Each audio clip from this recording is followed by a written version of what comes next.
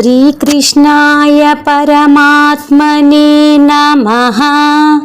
श्रीमद्भगवद्गीता अथ प्रथमोऽध्यायः। अर्जुन विषादयोगः। धृतराष्ट्र उवाच ॐ धर्मक्षेत्रे कुरुक्षेत्रे समवेतायुयुत्सवः।